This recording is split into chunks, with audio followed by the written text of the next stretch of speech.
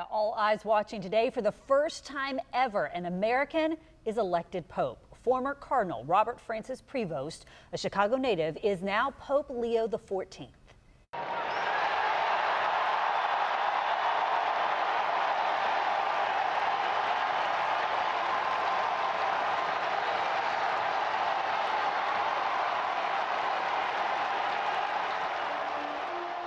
You hear that thunderous applause, the cheers greeting the new pope as he stepped out on the balcony overlooking St. Peter's Square for the very first time today. At times, the pope appearing to get a bit emotional as the weight of his new role sank in. And in the crowd, a young girl on someone's shoulder crying as the pope made his first appearance.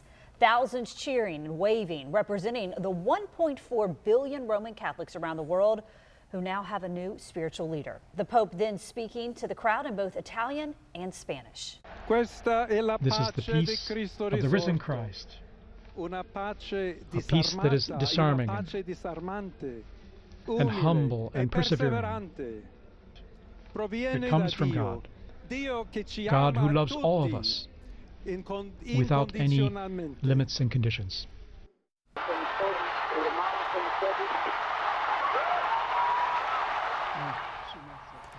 And the election of the new pope first revealed just after noon our time. White smoke seen rising above the Sistine Chapel, meaning the 133 cardinals inside had reached a vote of at least 2/3 majority. Those ballots then burned. So what do we know about the new pope, the first ever from the United States? This is video of the Chicago native from 2023. He is 69 years old. He served as the bishop of the diocese in Peru from 2015 to 2023. Pope Francis appointing him as a cardinal in 2023.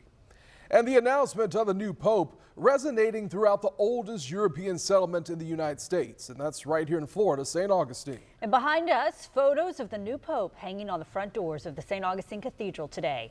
Our Jessica Clark was there when the announcement was made in the city. She joins us now live. Jess? Well, good afternoon to you. Yes, we are standing in front of the front door here at the Cathedral Basilica in St. Augustine, where it says, "We have a pope, Pope Leo XIV, the first American pope, May 8th, 2025. This was posted just about an hour after his name was announced. And then bells rang out across the city from here, especially at the cathedral. Listen to what it sounded like for just a few seconds here.